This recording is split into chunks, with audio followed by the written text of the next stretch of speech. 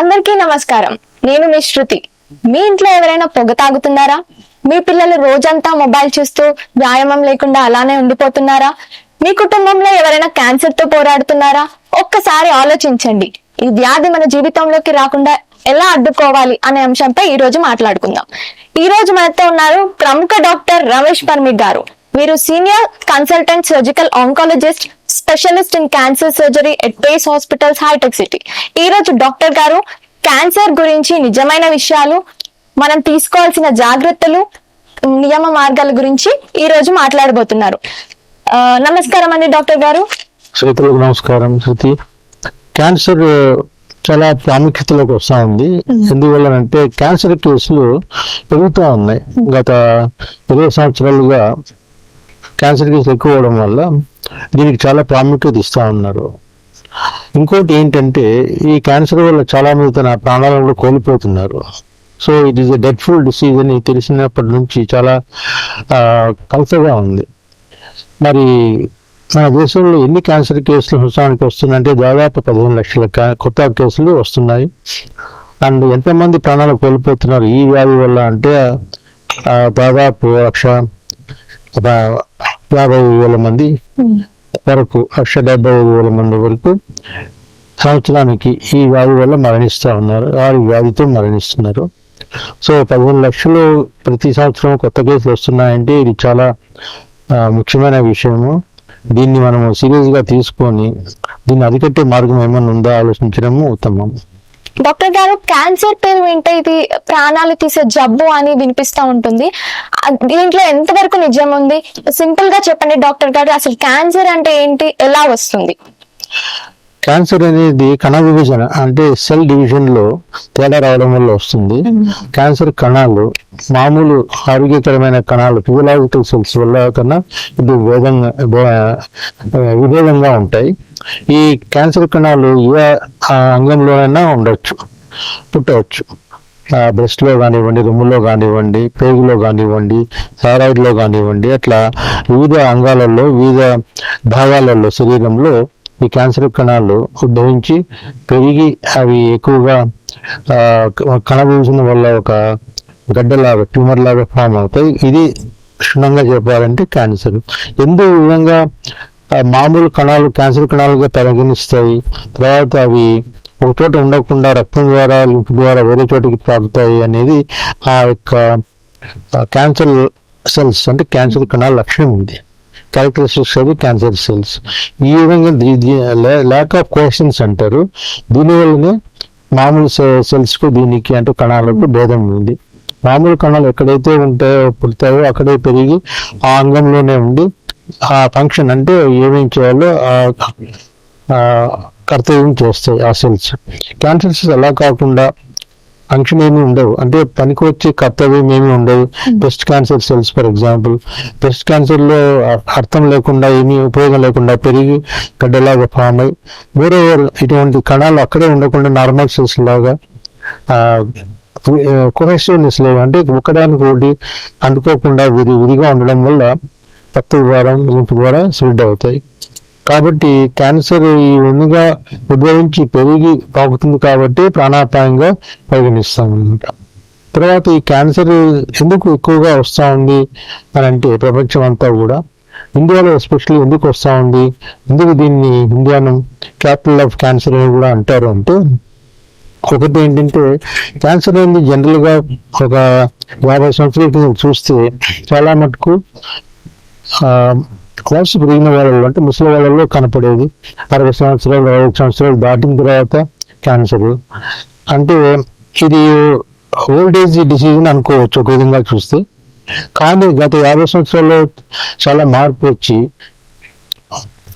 ఏ వయసులో క్యాన్సర్ వస్తుంది అనేది ఇంకా తక్కువ అయిపోయింది. మనం ఈ క్యాన్సర్ కేసులు తరచుగా 40 సంవత్సరాల వయసు నుంచి 55 సంవత్సరాల వరకు కూడా చూస్తూ ఉన్నాము. పూర్వంలాగా 60 దాటితేనే క్యాన్సర్ వచ్చే అవకాశం ఎక్కువ కనిపిస్తున్నది ఇప్పుడు వర్తించదు. అది లాంజివిటీ పెరగడం వల్ల, అంటే ఓల్డ్ ఏజ్ డిసీజ్ కాబట్టి ఎక్కువ కాలం మనిషి బతుకుతే లాంజివిటీ పెరగడం వల్ల శరీరంలో కొన్ని మార్పులు రావడం వల్ల సెల్స్ లో అంటే కణాలలో మ్యుటేషన్ రావడం వల్ల DNA mutation miss match repair ఇటువంటి జరగడం వల్ల కణ విభజనలో తేడా వచ్చి క్యాన్సర్ సెల్స్ గా పరిగణిస్తే అవకాశం ఎక్కువ ఉంది. కాబట్టి లాంజివిటీ ఎక్కువ దీర్ఘకాలంగా బతకడం వల్ల క్యాన్సర్ వచ్చి ఎక్కువగా మనం క్యాన్సర్ చూస్తున్న ఒక కారణం. రెండవది జీవన శైలిలో తేడా రావడం వల్ల, తర్వాత ఇతరత్ర కారణాల వల్ల కూడా ఈ క్యాన్సర్ ఎక్కువగా ఈ రోజుల్లో చూస్తున్నాం మనం. డాక్టర్ గారు, ఇప్పటి వాళ్ళకి ఈ stress, smart phones, fast food ఇవన్నీ అలవాటు అయిపోయాయి. సో ఏంటంటే ఇలాంటి వాళ్ళకి క్యాన్సర్ వచ్చే అవకాశాలు ఎక్కువ ఉన్నాయి అంటున్నారు. అసలు ఈ క్యాన్సర్ జీవన శైలి వల్ల వస్తుందా లేదా తల్లిదండ్రుల నుండి పిల్లలకు వస్తుందా? తల్లిదండ్రుల నుంచి పిల్లలకు వచ్చి క్యాన్సర్ ఇన్హెరిటెడ్ అంటారు. జెనెటిక్ మ్యుటేషన్స్ వల్ల, డ్రైవర్ మ్యుటేషన్స్ వల్ల వస్తాయి. వంశపారంపర్యంగా వచ్చే క్యాన్సర్స్ చాలా తక్కువ, 2 నుంచి 3% క్యాన్సర్లు, ఎస్పెషలీ ముఖ్యంగా బ్రెస్ట్ రొమ్ము క్యాన్సర్ అనండి, పెద్ద పెరుగు క్యాన్సర్, గర్భసంచి క్యాన్సర్, తర్వాత అండాశయం ఓవేరియన్ క్యాన్సర్స్ ఎక్కువగా వంశపారంపర్యంగా వస్తాయని చెప్పుకోవచ్చు. చాలా తక్కువ పర్సెంటేజ్ కేసులు లివర్ కేసులు కూడా, అంటే హెపాటైటిస్ లివర్ కార్సినోమా అంటారు, అవి కూడా వంశపారంపర్యంగా వచ్చే అవకాశం ఉంటుంది. సో మెయిన్గా మనం చూస్తే ఒకటి బ్రెస్ట్ రొమ్ము క్యాన్సర్, రెండోది పెద్ద పెరుగు క్యాన్సర్, మూడోది ఓవేరియన్ క్యాన్సర్, తర్వాత గర్భసంచి క్యాన్సర్, యూట్రైన్ క్యాన్సర్స్. వాటిని ఈ 4-5 రకాలు ఎక్కువగా వస్తాయి. అది కూడా చాలా తక్కువ శాతం కేసులు. ఎక్కువ శాతం కేసులు అంటే 95 నుంచి 96% క్యాన్సర్ కేసులు వీటి వల్ల వంశపారంపర్యంగా రావు, అవి వేరే కారణాల వల్ల వస్తాయి. ఎక్స్టర్నల్ కార్సినోజెన్స్ అని ఒకటి, అంటే తంబాకు అనండి, మద్యం ఎక్కువగా సేవించడము, తర్వాత రెడ్ మీట్ వంటివి ఎక్కువగా తినడం వల్ల, మాంసాహారం అది ఎక్కువగా తినడం వల్ల వచ్చే కారణాల వల్ల వచ్చే క్యాన్సర్లు ఎక్కువగా ఉంటాయి. దీనికి తోడు స్థూలకాయం అంటే ఒబేసిటీ ఒకటి తోడుచ్చి కూడా క్యాన్సర్ పెరుగుతుంది. ఇలా జీవన శైలి వల్ల వచ్చే క్యాన్సర్స్ ఎక్కువగా కనిపిస్తున్నాయి మనకి ఈ రోజుల్లో. ఎస్పెషలీ ఈ ఫాస్ట్ ఫుడ్స్ అనండి, వేరే మాంసాహారం ఎక్కువగా అనండి, పొగ తాగడము, సిగరెట్, బీడి, ఖైని అటువంటివి, తర్వాత మద్యం సేవించడము చాలా ముఖ్యమైన కారణాలు క్యాన్సర్ రావడానికి. ఈ క్యాన్సర్ ఎలా వస్తుంది అంటే జెనెటిక్ మ్యుటేషన్ వల్ల, అంటే జీన్స్ మ్యుటేషన్, అంటే కణం జీవ కణంలో లోపల న్యూక్లియస్ లోపల జరిగే మార్పుల వల్ల దాన్ని ఆల్టరేట్, అంటే ఆ తేడా రావడం వల్ల ఆ డిఎన్ఏ దెబ్బతినడం వల్ల అనుకోవచ్చు మనం మిస్ మ్యాచ్ రిపేర్ కారణంగా క్యాన్సర్గా పరిగణిస్తాయి. ఇటువంటి కారణాలను చెప్పిన ఎక్స్టర్నల్ కార్సినోజెన్స్ ఎక్కువగా తోడ్పడతాయి మ్యుటేషన్ రావడానికి, సెల్యులార్ మ్యుటేషన్ రావడానికి. డాక్టర్ గారు, మీరు ఇందాక చెప్తున్నట్టు ప్రస్తుత కాలంలో మన దేశంలో అత్యధికంగా చూస్తున్న క్యాన్సర్ రకాలు ఏమిటి? ఆడవాళ్ళల్లో, మగవాళ్ళల్లో, పిల్లల్లో కూడా ఒక స్పెసిఫిక్ పర్టికులర్ క్యాన్సర్స్ చూస్తున్నామమ్మా. ఫర్ ఎగ్జాంపుల్ మగవాళ్ళల్లో లంగ్ క్యాన్సర్లను, థ్రోట్ క్యాన్సర్, తర్వాత అంటే నోటి క్యాన్సర్, థ్రోట్ అనేది బుగ్గ కావచ్చు, పెదం కావచ్చు, నాలుగు కావచ్చు, ఫ్లోరైడ్ మౌత్ కావచ్చు, తర్వాత కపాలం అంటారు అది కావచ్చు. సో ఈ 4-5 పార్ట్స్ ఏవైతే ఉన్నాయో థ్రోట్లో, అవి ఫుడ్ క్యాన్సర్ వరకు కూడా దీంట్లో జోడించి మనము నెంబర్ 1, నెంబర్ 2 లంగ్ క్యాన్సర్ గా చెప్పుకోవచ్చు. ఎక్కువగా ఈ 2 ముఖ్యంగా కారణాలు ఉన్నాయి. 3వ స్థానంలో ప్రాస్టేట్ క్యాన్సర్ ఉంది. తర్వాత వేరే క్యాన్సర్స్ వస్తూ ఉన్నాయి, కోలాన్ అని, ప్యాంక్రియాస్ అని అటువంటివి. ఆడవాళ్ళలో ఎక్కువగా మనం ఇప్పుడు రొమ్ము క్యాన్సర్, దాని తర్వాత ఇంకా ఇప్పటికి కూడా చాలా సెంటర్స్లో కొత్త క్యాన్సర్ హిస్టరీ ప్రకారము, లేటెస్ట్ సెన్సస్ ప్రకారం కూడా క్యాన్సర్ హిస్టరీ ద్వారా తెలిసింది ఏంటంటే గర్భసంచి ముఖ్య క్యాన్సర్ అంటే cervical cancer. So cervical cancer 2వ స్థానంలో ఉంది, ఇది ఒక అగ్రస్థానంలో ఉండేది ఒకప్పుడు. తర్వాత వేరియస్ అవగాహన వల్ల, వ్యాక్సినేషన్ వల్ల, వాటి వల్ల ఈ క్యాన్సర్ తగ్గుముఖం పట్టింది ఇప్పుడు. సో ప్రభుత్వం, ప్రజల అంటే శాస్త్రవేత్తలు, డాక్టర్లు, ప్రభుత్వం కలిసి ఈ గర్భసంచి ముఖ ద్వార క్యాన్సర్, సర్వైకల్ క్యాన్సర్ను కంప్లీట్గా నిరోధించాలి, ఎరాడికేట్ చేయాలని ప్రయత్నంలో ఉన్నారు. ఆ సందర్భంలోనే క్యాన్సర్కి వ్యాక్సిన్ కూడా తయారైంది, హెచ్పివి వ్యాక్సిన్ అంటారు దాన్ని. సో చెప్పుకోదలుచుకున్నది ఏంటంటే బ్రెస్ట్ క్యాన్సర్, సర్వైకల్ క్యాన్సర్, తర్వాత ఓవేరియన్ క్యాన్సర్, యూట్రైన్ క్యాన్సర్, ఈ 4. ఇది లంగ్ క్యాన్సర్ కూడా 4వ స్థానంలో ఉంది ఆడవాళ్ళలో. సో ఉపరితల క్యాన్సర్ పొగ తాగినా తాగకపోయినా వచ్చే అవకాశం ఉంది. కాబట్టి దీన్ని కూడా మనం జాగ్రత్తగా పరిశీలించాల్సి ఉంటుంది. అర్థం చేసుకోవాల్సిన అవసరం ఎక్కువగా ఉంది. పొగ తాగడమే కాకుండా పొగ తాగే వాళ్ళకు దగ్గరగా ఉండడము, ప్యాసివ్ స్మోకింగ్ అంటారు, ఆ పొగ పీల్చడం వల్ల కూడా లంగ్ క్యాన్సర్ వచ్చిందని నిరూపించబడింది. సో తంబాకు నుంచి ఎంత దూరంగా ఉంటే అంత మనకు మేలు జరుగుతుంది, క్యాన్సర్ వచ్చే అవకాశం చాలా తగ్గుతుంది. అసలు ఈ క్యాన్సర్ పూర్తిగా నివారించడం సాధ్యమేనా, లేదంటే ప్రమాదాన్ని తగ్గించగలమా? పూర్తిగా నివారించడం ప్రస్తుత పరిస్థితుల్లో సాధ్యం అనిపించట్లేదు, జరగట్లేదు. దాని ప్రమాదం తగ్గించడానికి 100% ఛాన్స్ ఉందమ్మా. ప్రాణాపాయమైన ఈ బీమారిని, ఈ వ్యాధిని మనము ప్రాణాంతకం కాకుండా చూసుకోవచ్చును. అవకాశం ఏంటంటే దానికి మీకు అర్థం చేసుకున్నట్లుగా త్వరగా డయాగ్నోజ్ అవ్వడము, ఎవరికైతే క్యాన్సర్ రిస్క్ ఉందో వాళ్ళను వేరుపరిచి వారికి సరైన టెస్టులు కానివ్వండి టైంలో, లేకపోతే జీవనశైలిలో మార్పు కానివ్వండి, అలవాట్ల మార్పు కానివ్వండి చూడడము. ఇవి కాకుండా అటువంటి అవకాశం ఉన్న వాళ్ళు హై రిస్క్ పేషెంట్స్లో ఎస్పెషల్లీ జెనెటిక్ మ్యుటేషన్స్ ఏమైనా ఉన్నాయా, అంటే డిఎన్ఏ మ్యుటేషన్స్ ఉన్నాయా, జీన్స్ మ్యుటేషన్ డిఎన్ఏలను చూడడానికి నెక్స్ట్ జనరేషన్ జీన్ మ్యాపింగ్ అని కూడా ఉంటుంది, NSG, next sequencing generation mapping of genes, oncogenes అంటారు వాటిని. వాటి ప్రభావం ఏమైనా ఉందా, సప్రెసర్ జీన్స్ మంచి జీన్స్ సెల్లో, ఆంకోజీన్స్ చెడ్డ జీన్స్, అంటే క్యాన్సర్కు రావడానికి కణంలో మార్పు రావడానికి, సెల్యులార్ డిఫరెన్షియేషన్ రావడానికి, డిఫరెన్షియేషన్కు ఇది ఉపయోగపడుతుంది ఈ మ్యుటేషన్స్ ఉంటే కూడా. సో ఆంకో జీన్స్ యాక్టివేషన్కు ఈ జీన్స్ బాగా తోడ్పడతాయి. అటువంటి కోవకు చెందిన పేషెంట్స్ కూడా ఉన్నారు, హై రిస్క్ అంటారు. నార్మల్ రిస్క్ అంటే మ్యుటేషన్స్ ఎక్కువగా లేవు, మీరు జనరేషన్ మ్యాప్లో ఎక్కువ లేవు, జీన్స్ మ్యాపింగ్ లో ఎక్కడ కూడా మనకు అబ్నార్మల్ జీన్స్ ఏమి లేవు, మ్యూటెంట్ జీన్స్ లేవు అంటే వాళ్ళు నార్మల్ ఇన్సిడెన్స్ ఉంటుంది. ఫర్ ఎగ్జాంపుల్ 60 మందిలో ఒక లేడీకి తప్పకుండా బ్రెస్ట్ క్యాన్సర్ వచ్చే అవకాశం అని చెప్తా ఉన్నారు. 1,00,000కు దగ్గర 65 మందిలో వస్తున్నారు బ్రెస్ట్ క్యాన్సర్ అని చెప్తా ఉన్నారు ఆడవాళ్ళల్లో. సో ఇటువంటి స్టాటిస్టిక్స్ చూస్తే ఈయన ఎవరికైతే ఇది ఎక్కువ వచ్చే అవకాశం ఉందో వాళ్ళని సపరేట్గా విభజించి వారికి రెగ్యులర్గా ఒక క్రమ పద్ధతిలో స్క్రీనింగ్ చేస్తే మంచిది. స్క్రీనింగ్ చేయడం వల్ల త్వరగా బయటపడుతుంది, రిస్క్ కూడా తెలుస్తుంది. వారిని మనం ప్రాబబ్లీ ఈ వ్యాధి నుంచి కాపాడవచ్చు, ఈ వ్యాధి వల్ల ప్రాణాంతకం కాకుండా చూసుకోవచ్చు. సో అల్టిమేట్లీ స్క్రీనింగ్ తర్వాత అర్లీ డయాగ్నోసిస్ ఈ రెండు కూడా ముఖ్యము. ఈ బీమారి వల్ల, ఈ రోగం వల్ల వచ్చే ప్రాణాంతకాన్ని అరికట్టడానికి. సమయానికి స్క్రీనింగ్ చేయించుకోవడం వల్ల ఎంతవరకు ప్రయోజనం ఉంటుంది డాక్టర్ గారు? అదేనమ్మా, స్క్రీనింగ్ అనేది ఒకసారి కాదు కదా, లైఫ్ టైం ప్రాసెస్ అది. కొంతమంది డాక్టర్లు చెప్పినట్లుగా 40 సంవత్సరాలు దాటితే ప్రతి మనిషి స్క్రీనింగ్ చేయించుకోవాలంటారు. మగవాళ్ళ ప్రాస్టేటిక్ క్యాన్సర్ గురించి పిఎస్సి లెవెల్స్, తర్వాత చెస్ట్ ఎక్స్రే ఒకటి, తర్వాత హై రిజల్యూషన్ స్క్రీనింగ్ సిటీగా చేస్తారు రిస్క్ ఉన్న కేసెస్లో. ఆడవాళ్ళలో పాప్స్మియర్స్ అనండి, మ్యామోగ్రామ్ అనండి, తర్వాత కొన్ని సందర్భాలలో కొలనోస్కోపీ అని, లేకపోతే యూట్రైన్ అల్ట్రాసౌండ్ ఎగ్జామినేషన్ అని చేయడం వల్ల ఆ రిస్క్ ఏమైనా ఉంటే బయటపడుతుంది. So normal risk, high risk అని విభజించి ఒక వ్యక్తిని వారికి అన్ని క్యాన్సర్స్కు హై రిస్క్ అయినా లేదు ఈ వ్యక్తి లేదు పర్టికులర్ క్యాన్సర్స్కు మాత్రమే హై రిస్క్ అని దాన్ని దృష్టిలో పెట్టుకుని స్క్రీనింగ్ చేయాల్సి ఉంటుంది.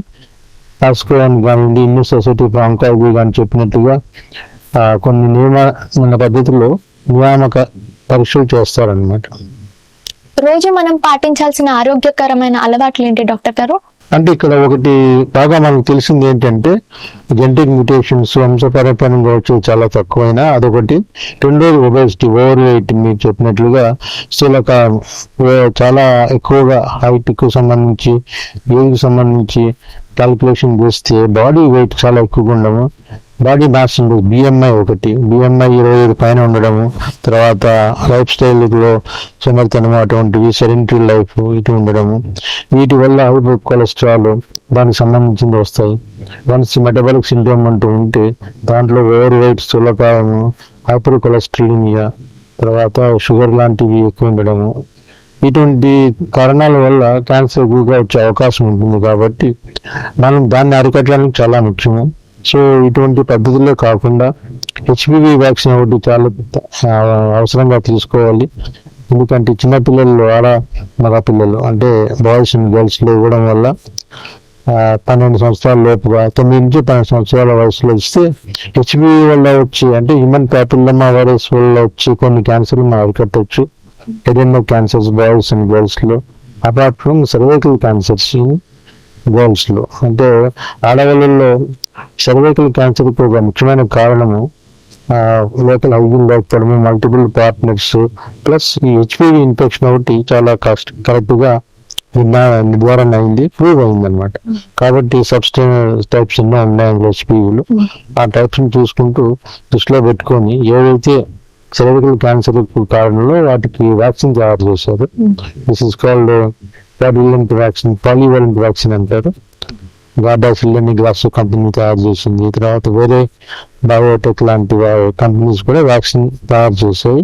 ఈ వ్యాక్సిన్ ఒకటి రెగ్యులర్ గా తీసుకోవడము, మిగిలినవి మనం అనుకున్నట్లుగా మద్యం నుంచి, పొగ నుంచి, సులకాయం నుంచి, తర్వాత మెటాబలిక్ సిండ్రోమ్ సంబంధించిన షుగర్ వంటివి దూరం చేసుకోవడం మంచిది.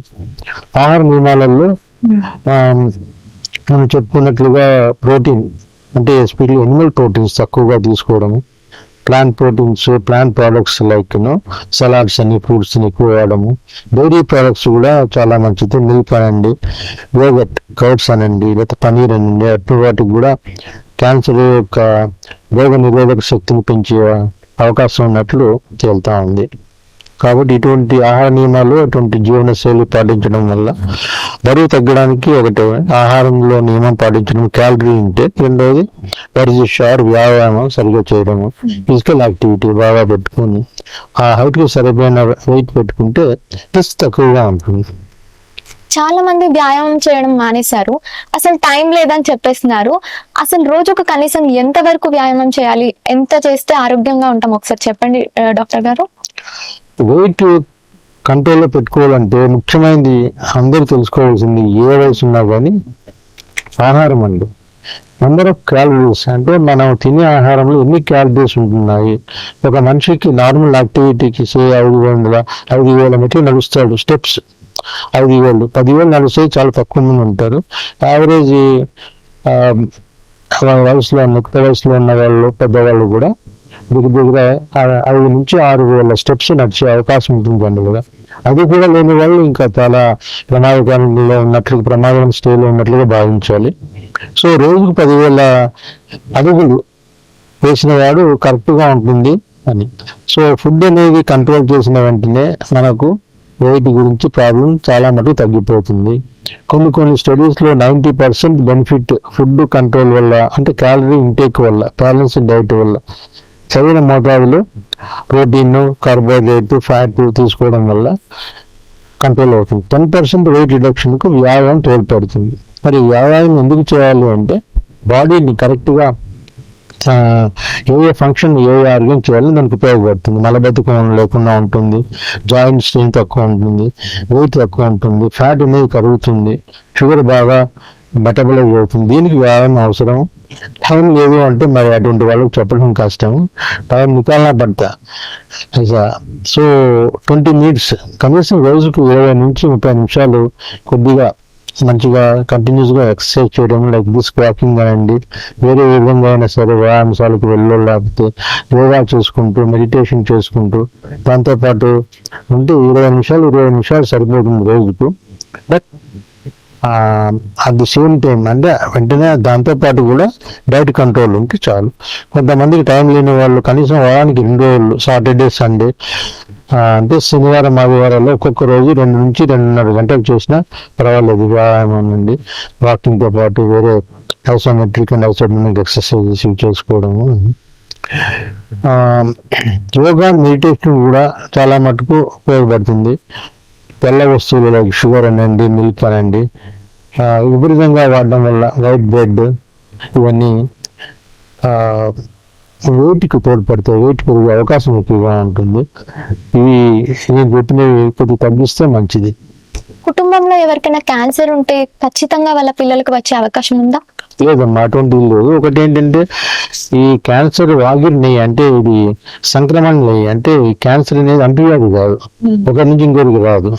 రెండోది క్యాన్సర్ వంశపారంలో చాలా తక్కువ, చెప్పిన 2-3% కేసులు ఎక్కువగా వస్తాయి. బట్ ఒక్కసారి తల్లికి రొమ్ము క్యాన్సర్ కానీ గర్భసంచి క్యాన్సర్ కానీ ఓవేరియన్ క్యాన్సర్ ఉంటే ఆ తల్లికి పుట్టిన ఆడపిల్లలు కూడా కొద్ది జాగ్రత్తగా చూసుకోవడం మేలు. జెనెటిక్ స్టడీ అండి, బ్రాకా అటువంటి మ్యూటెంట్ జీన్స్ కు చూసుకోవడము, లేదా వేరే విధంగా కూడా స్క్రీనింగ్ చేసుకోవడము అటువంటి వాటికి ముఖ్యము. అందుకు తప్పించి ఒకరికి వచ్చింది కదా వేరే వాళ్ళకి వస్తుంది అనే దానికి ప్రూఫ్ లేదు ఇంతవరకు. చివరిగా ఒక్క ప్రశ్న డాక్టర్ గారు, అసలు ఈ క్యాన్సర్ కి వ్యాక్సిన్ అనేది ఉందా? ఈ మధ్య కాలంలో మనం వింటున్నాం హెచ్పివి వ్యాక్సిన్. అసలు ఇది ఎవరు తీసుకోవాలి, ఏ ఏజ్ లో తీసుకోవాలి, ఎప్పుడు తీసుకోవాలి, ఒకసారి స్పష్టంగా వివరించండి. వ్యాక్సిన్ వల్ల అరికట్టగలిగిన క్యాన్సర్స్ లో ఒకటి తప్పకుండా సర్వైవల్ క్యాన్సర్, రెండోది హెడ్ అండ్ నెక్ క్యాన్సర్స్ లో లైక్ పలటల్ క్యాన్సర్, తర్వాత లింఫ్ నోడ్ వచ్చే క్యాన్సర్స్, ఇవన్నీ అరికట్టచ్చు. సో చిన్నపిల్లల్లో ఎక్కువగా చూసే పీరియాడిక్ 14 వయసు వరకు లింఫోమాస్ ఉన్నాయి. వాటికి దీనికి డైరెక్ట్ గా లేవు. బట్ కొన్ని ప్రాంతాలలో బర్కిల్స్ లింఫోమా వైరస్ అటువంటి వైరస్ వల్ల కూడా ఈ క్యాన్సర్ వస్తుంది. కాబట్టి పిల్లల్లో ఎస్పెషల్లీ దీనికి వ్యాక్సిన్స్, హెచ్పివి వ్యాక్సిన్స్ ఇవ్వడం చాలా ముఖ్యం. ఇది కాకుండా హెపటైటిస్ బి వ్యాక్సిన్ అంటారు, రక్తం ద్వారా సెక్షువల్ కాంటాక్ట్ వల్ల వచ్చే హెపటైటిస్ లో బి ఎస్పెషల్లీ ఇది ఒకటి. కాబట్టి దీనికి వ్యాక్సిన్ ఉంది, కాబట్టి అది అందరూ తీసుకోవడం మంచిది. వ్యాక్సినేషన్ షెడ్యూల్లో పిల్లలు ఇది కూడా జోడిస్తే మంచిది. వేరే విధంగా చూస్తే క్యాన్సర్స్ కు ఇంతవరకు నమ్మదగింది పని చేయగలిగిన వ్యాక్సిన్ లేదండి.